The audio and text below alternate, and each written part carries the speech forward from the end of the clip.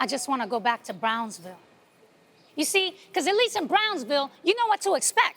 I mean, from the minute that you start walking through them projects, you got to keep your head up like this to make sure ain't nobody gonna hit you on the head with a bottle. And then, once you get inside into the lobby, you got your small-time crack dealers, yo. And they be selling crack for just $5. And crackheads like crackhead Kwanda, she be having sex with them in the back staircase. Nasty. But we don't just got your small-time crack dealers. I mean, we got crack apartments, we got crack houses, we even got crack stores. One time, I went inside this store, and the dude was like, "What you want?" And I was like, "A ring ding?" But they ain't even have no ring dings in that store, yo, just crack. I mean, I ain't got no idea what crack look like or nothing, but I know for sure that it be all over inside, and they come inside of these real little tiny clear plastic vials with different color caps. They're about the size of a .22 bullet. For the smaller ones, for the bigger ones, it's like a .38 or Uzi shell. Which reminds me of the first dude that I ever knew that was murdered. It went something like this. It was around 9:25 on a Tuesday night. See, I remember because I had just finished watching Happy Days and Laverne and Shirley, and I was right at the end of my favorite, Mork and Mindy. See, Mork had just finished calling Orson when pow, pow, pow, me lo mataron, me lo mataron. This lady named Saida, she was screaming real loud, Joe. She was screaming because they had just shot her husband, Chang. Oh, he's not Chinese or nothing. They just call him Chang because he got slanty eyes, but he's really Puerto Rican. They just shot him, yo. Right there in front of his whole family. He should have known better. When you're getting robbed, you can't make no sudden moves, you know? You just gotta give them what they want. Shoot, I knew that from the time that I was 8 years old riding in the elevator, when it was just me, my mommy, and this dude that I never seen before. Oh, and crazy Miss Stark. Ha, ha, ha, ha, how you doing? Ha, ha, ha, ha, how you doing? Don't matter how many times you say good, fine, thank you, Miss Stark just keeps saying the same thing. Ha, ha, ha, ha, how you doing? When Miss Stark got off of the elevator, then it was just me, my mommy, and that dude that I never seen before.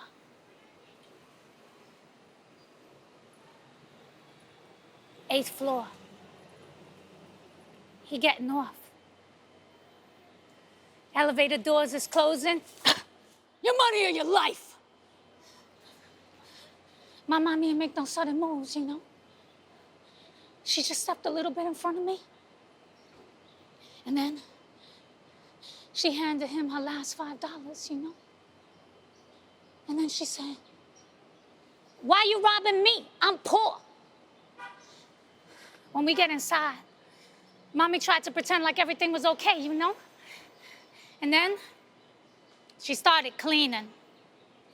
And then she started crying. Ay, Dios mío. ¿Por qué tú me diste esta vida, Dios? Why? I'm a good woman. And then Mommy felt her back pocket, and she realized that she had her carterita back there, yo. That's her change purse. And she opened it up, and she counted it, and she had like $3 in there, yo. And Mommy, she got so happy, she started making fun of the dude. She was like, "Mira, pero que he's so stupid." My mommy always found ways to be happy, yo.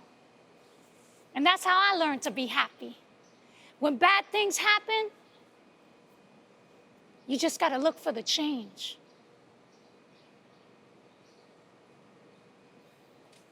And that is a very small portion of my one-woman show, Brownsville Bred, that I developed right here at the Nuyorican Poets Cafe before it took me off Broadway, where the New York Times raved, "From girlhood trials to onstage triumph." My name is Elaine del Valle, and we are here at Digital Verse in front of the Nuyorican Poets Cafe. And this is our second installment, a collaboration between two great New York spaces, the Nuyorican Poets Cafe and Greene Space. For the next half hour, we're going to be bringing you spoken word poetry from some of the Nuyorican Poets Cafe's most esteemed poets and a few up-and-comers that are exploding onto the scene. These spoken word videos were all written, performed, and filmed by New York City artists, right here in New York City, all doing it while social distancing. First up, we have Reg E Gaines, a Tony Award-winning playwright, what? A Grammy-nominated lyricist, ooh, and the artistic director of the Downtown Urban Arts Festival. Check it out, this is Black and Blue Blindness. Systemic strategic skullduggery based on preservation of slavery maneuvers murderous mentality in every law enforcement agency where 83% require a GED, while only 8% four-year degree. Stupidity rarely discussed, yet most of us witness ignorant acts of police brutality daily. Blue on black blindness creating codes of silence perpetuates hate, reluctance to regulate cops committing catastrophic crimes. Trapped in confines of denial, killing with conviction, violence, integral components of convoluted job description, apprenticed in Gulf, Iraq, Afghanistan. Clanist tendencies terrorizing borders, no law, just orders to shock and awe. Intimidating forces must be forced to take courses in empathy so there'll be less uneducated officers occupying areas, serving while learning unnerving tactics, earning commendations, dealing death, degradation deeply in doubt. Shouting, shoving, shooting, slandering, little understanding of tense situations, believing black skin disposable, supposing privilege license for haphazard actions, calculated chaos created. As another black body checkmated, hypocrisy becomes transparent accountability, hiding intellectual inferiority behind conservative masks of morality, while from doorsteps to storefronts to bedrooms, blue-black blindness is what we see. Peace. And that was Reg E Gaines. And next up is Peggy Robles-Alvarado. She's a Dominican and Puerto Rican Pushcart Prize nominee. And I don't mean tin cans, you know what I'm talking about? And a 3-time International Latino Book Award winner. Check out Peggy Robles-Alvarado. When my son asks if superheroes eat sancocho, staring at the bowl of beef tips, corn, plátanos, yuca, and sweet potatoes simmering in the savory broth set on the dinner table, my son, in a Spider-Man t-shirt, binds each wrist in kitchen twine left over from last week's pasteles, renames it webbing. Crouching in his seat, he pulls the red knit face cap above his lips and asks, "Is this what superheroes eat?" With pen and paper, I begin to draw the North Atlantic Sea. Use my fingers to shake pepper into land masses. Spoons serve as ships for sun-drunk sailors who lost their god before gunpowder and smoke, lusting on discovery. The Guanches, Mayan, and Arawak, tales drawn in stone and sand, once swallowed by oceans, begin to surface in small pools of salt, swirling under our fingertips. Unwrapping the webbing from his left wrist, I trace lines rooted in herbs, spices, tubers, and shadows, from Spain to cinders in Africa and the Canary Islands. I form lines from pulsing caves in South America to blood and bone of the Caribbean. I stop at the stench of cattle, colonizer, and anchored bodies that survived clinging to the hulls of ships.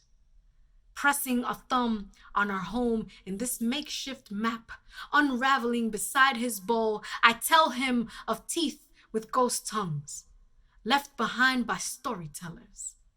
Phantom mouths that knew we would find ways to form webs, linking us to the dust of banished bodies devoured by sugarcane, or stung by strange illnesses that left no superhuman abilities, just ash and bite marks on tender-skinned orphans, not as lucky as Peter Parker. I tell him sancocho is what we eat, to map our skin with resurrection, trace the currents of oceans in our palms. Every mouthful a reminder, our souls are indestructible, just like superheroes.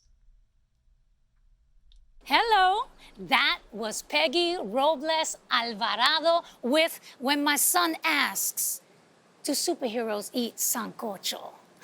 Of course we do, hello.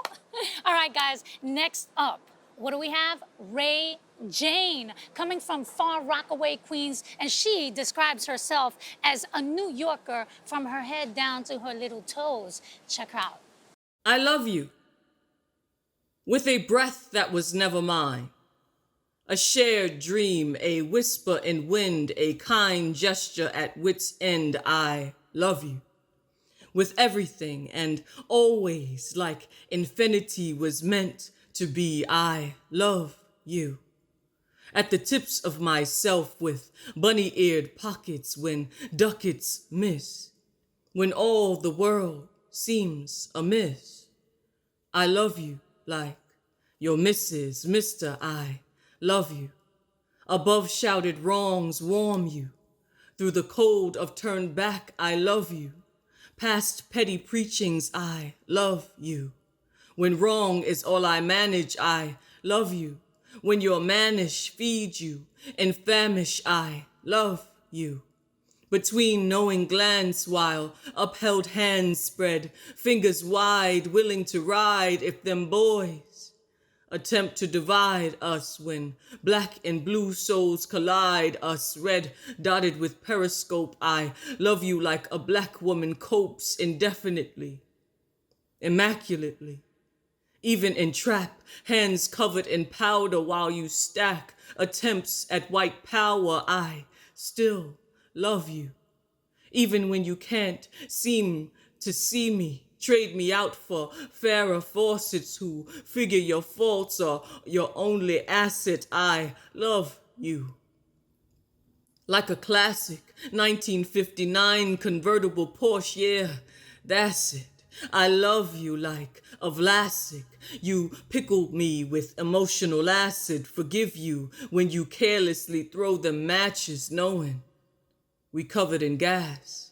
It's a TKO. I love you more than you know.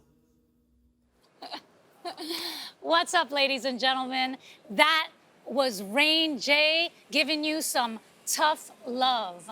And now we have come to a very important portion of our little show here, and that is the time that we ask you to humbly donate to the Nuyorican Poets Cafe or to Greene Space. It is very hard for us to keep our doors open during this pandemic and at all times. So if you feel so inclined, if you liked Reg Jane, if you have some tough love, if you like Peggy Robles-Alvarado, if you eat sancocho, if you're a superhero, if you like Elaine del Valle, if you're Brownsville bred, if you want to support the arts in New York City, now is the time for you to donate. And you can do so by what?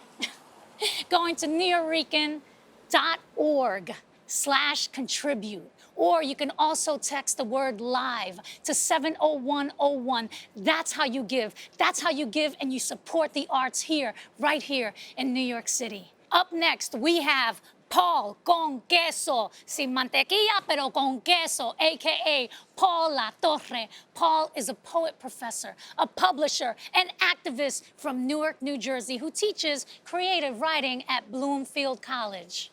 Check him out. Self-doubt is a lot like poison.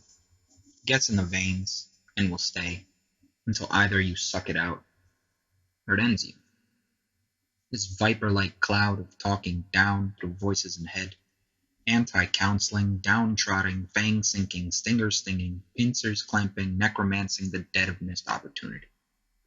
Zombie bites to neck, turning you nihilist. This parasite seemingly from nowhere latching onto skin to form supersuit of symbiotic abuse, and whose venomous, sharpened, saw-like teeth should peer back from the mirror but yours before you head into the night. No web-slinging, truth-bringing hero, or super soldier serum to save your soul. Just carnage of carnal instinct. You are not the protagonist in this comic strip. Friendly neighborhood do-gooding spider kid, this transmuting mutant power only patrols streets to feed. I've long felt an avenger on the verge of vengeance over relentless sacrifice. But that mindset of blind heroism is precisely what got Iron Man killed. Had he kept Narcissist and not fallen for Pepper and had a kid who loved him 3,000, perhaps he would have stuck around long enough to rust and gray.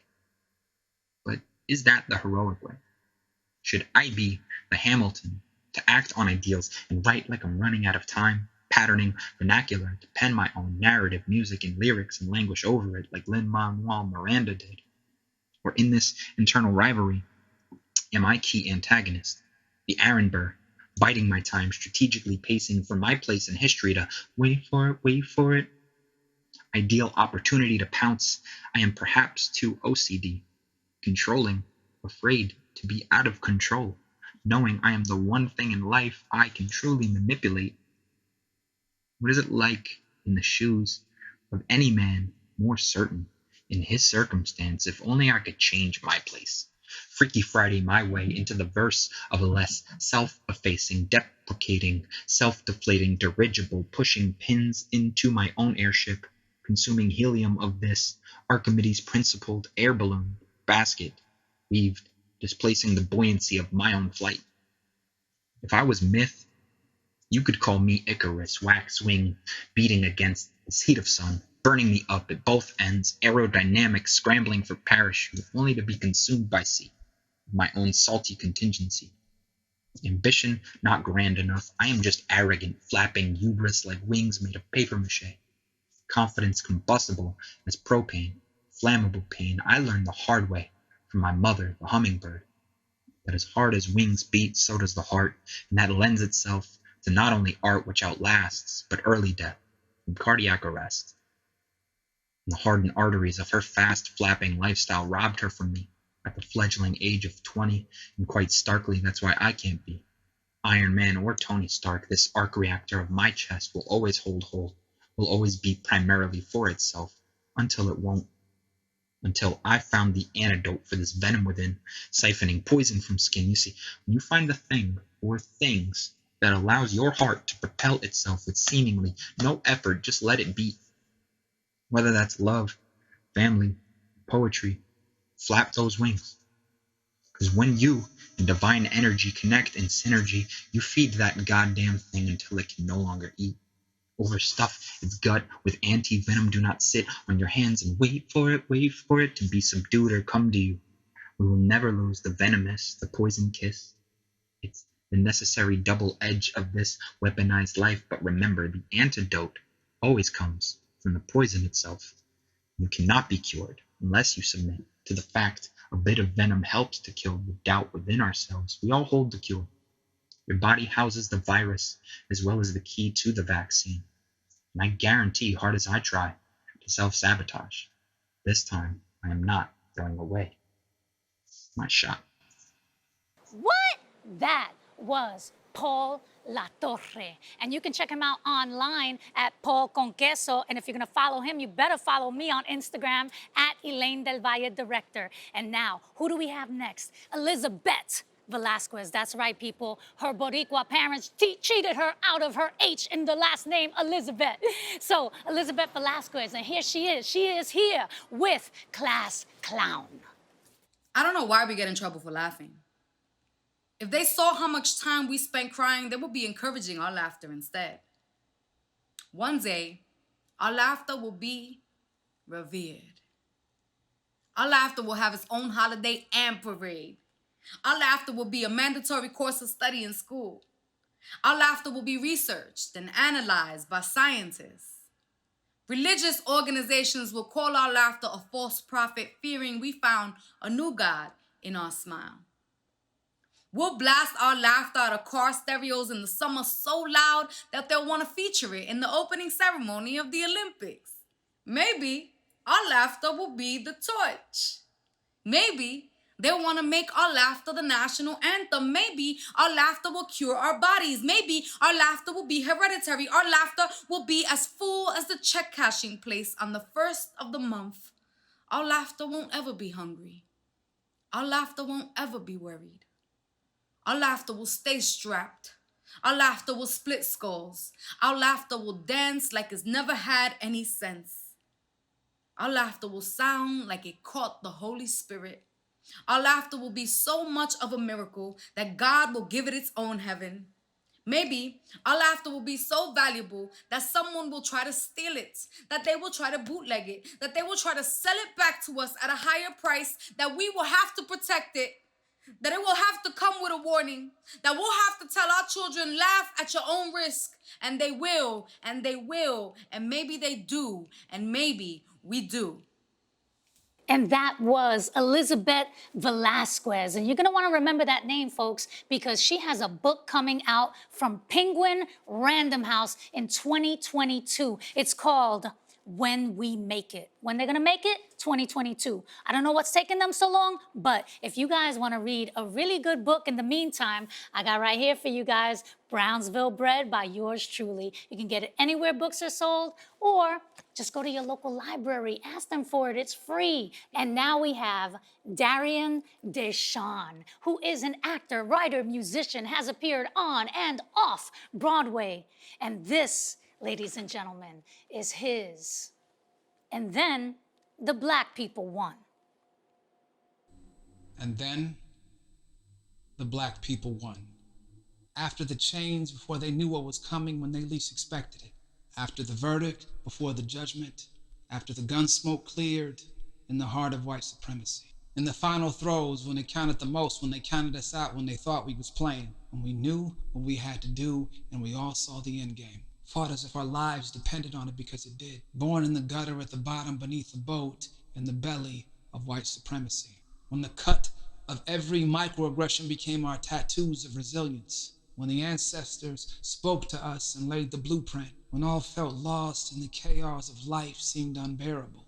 Right when they told us we couldn't. In the middle of a pop and lock at the end of a dream, somewhere between despair and divinity, revelation and epiphany, with a symphony playing like the score in a movie where you know something triumphant is about to go down. It is going down. Prepare to throw down. It was when the impossible was upon us. Do you remember? The day it shifted, it moved, it expanded what we called consciousness, what we called perception. And you felt it in the soles of your feet, and you knew it was true because it danced up your spine. Do you remember when? It was at the dawn of a new day, just after breakfast, on the ride over when you were exercising, in the shower, at work, with the kids, chatting with the fam. When you turned off the TV, saw it on Facebook. At the rally when we hit those streets, gave that speech and won that race and walked that walk and talked that talk and changed everything. Flipped the script. Altered the paradigm, remixed the story, pimp slapped the patriarchy. They didn't see it coming, the sneak attack, the Hail Mary, the rope-a-dope. And we laughed for doubting ourselves, doubting our potential, doubting what we knew in our hearts we were capable of, and so much more. When we stopped apologizing, stopped asking for permission, and started believing, unexpected and inevitable, right on time, on the deathbed of white supremacy. It was then, it was here, right now, a second ago and a second before, that with this breath, with this passion and rage and this righteousness, with this heart pumping and these feet marching and these fists rising and these knees kneeling, with these words and the words of those before and beyond, and all this blackety black blackness, a breathing, living victory, a breathing, living testament, in this moment, on this day of this hour, in this minute, told every day like a mantra, in a holler, a whisper, a thought that tells us, that reminds us, that instructs us that this is when. This is when. This is when.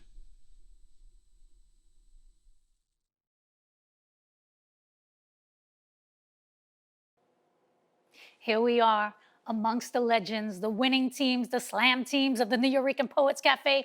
Thank you so much, Darian, for sharing your work. And now, who do we have next? A newbie, ladies and gentlemen. She is 19 years old. Her name is Jenna Fliesen. She is a student of government and politics. What? The next generation AOC, what up? She's studying at St. John's University, and this is her poem, I Want to Forgive You. Dear Daddy, The other day, someone asked me how my dad can be a Trump supporter when his daughter is a Muslim hijab-wearing American. I said, it's probably because you appreciate the irony. Sometimes I miss you, but I really don't know how to say it through messenger video calls because I get afraid that you'll actually feel my emotions too. You make fun of me because I stand in the streets and preach for equality, but you don't think that's a necessity, and I can only blame your white fragility so much. Sometimes I wonder, did I learn my kindness and softness from your lips? Were you the one who taught me what forgiveness is? For that could only be the case. When I was younger, I would paint you as my own villain, unable to see the truth behind my youth because it was easier to say that my dad left me as opposed to the idea that the two people who made me just didn't fit. But Daddy, now I'm stuck and in trouble behind all the rubble you both have caused me. Do you know how hard it is to have political discussions with someone who is so narrow-minded? Someone who couldn't even begin to understand the difference between bigotry and the presidency. Newsflash, there is no difference, Dad. Explain to me why you think it's okay for that Cheeto of a man has the right to tell me to go back to my country. Daddy, this is my country. This is our country. Why do you think it's permissible for him to throw racial rhetoric out that leads to threats of all men and women who threaten to rip off my hijab? Have you not been the one to teach me to treat people the way you want to be treated? You make fun of Ilhan Omar and AOC, but Daddy, one day I want that to be me, and I think to myself, if I'm in office when you're still able to breathe, will you make fun of your daughter's own political policies? Daddy, and it's just gotten to the point where I can't even respond to such illogical remarks because climate change is not a hoax. I'll say it again. Climate change is not a hoax because why else would it be snowing in March in the middle of Las Vegas? When you say all lives matter, I can't help but hear you say that my life doesn't.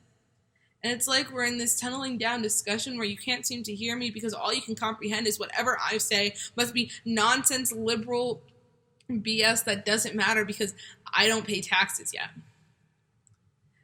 They say never to discuss politics at the dinner table, but I'm done eating already and I won't be having hypocrisy for dessert. I'm just asking you to hear me, just as I heard you. Love, your daughter. P.S. I want to forgive you. And now we have come to our last video. Sadly, our last video. It is from Carlos Andres Gomez, a Colombian-American poet and the star of HBO's Def Poetry Jam. And he's also a proud papi of two. Hello. And here he is with reasons to stay. Praise. Because my grandmother's final days lasted 23 years. And so we'd rush each time. Say goodbye and goodbye. Te quiero mucho, abuelita. Te adoro. Because my mother's truest mother is grief, who taught her the slack-jawed abandon of joy. Because my daughter strung together a 4-syllable word this afternoon. Because I say I love you so much to my wife mid-fight. And we chuckle sometimes between barbs like we forgot which characters we were supposed to play because I was given a best friend for all of 6 years. And we handwrote letters each week in bright ink, dreamed of whose hair would give way first because the dust gave me a reprieve from the storm on the way home from daycare today. Because the rain is a stubborn guard when I am most tired. And grace refuses the chariots, also known as that rickety stroller that has somehow not yet quit because Brent's metamorphoses those ticking minutes everyone else loses sleep over, shows up an hour early, or makes me wait while I reread the menu I've had memorized for a decade because we both pretend we don't know what we'll order, ask each other, then get the chicken pad thai every damn time because my sister and brother were once small enough to make a home of my curled arm. Because I loathe their arrival. Until that moment, on the 7th floor of Mount Sinai, because there are no half-siblings. Because my body begins to fail a little more each morning, in minute and quiet increments, like gradual, gorgeous rust. Because I courted death too long, but now dream of my retirement porch. Because my son's scalp at 76 seconds old.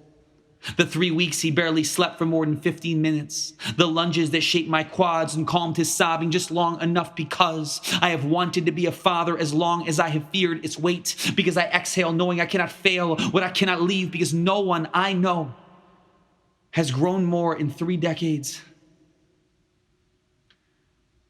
than my father. Because right now, the oven is performing its miracles. September is teasing us with its gentle warmth. Our daughter is coloring in vibrant looping scrawls that look like cartoon fireworks, or the curls wreathing the large eyes she's borrowed from her mother. And finally, I'm home. And that was Carlos Andres Gomez. And if you want to check him out, go to carloslive.com. If you want to check me out, Elaine del Valle, director on social media, thank you very much. And that, ladies and gentlemen, brings us to the end of our show. This is Digital Verse. And I just want to thank everybody, all of our supporters, for helping us, supporting artists, for all of our artists who came out to generously share their work with you. Ladies and gentlemen, we are providing all of this work free, virtually, online. Thank you for supporting us. Thank you, Nuyorican Poets Cafe. Thank you, the Greene Space. Thank you, WNYC. And if you guys want to make sure that you do not miss next month's show, there's only one way. There's only one way, and that is to subscribe to the newsletter. All you have to do is text TGS to 70101, and that's how you subscribe. All right, guys, that's it. I'm Elaine del Valle. I'll be seeing you next month on Digital Verse.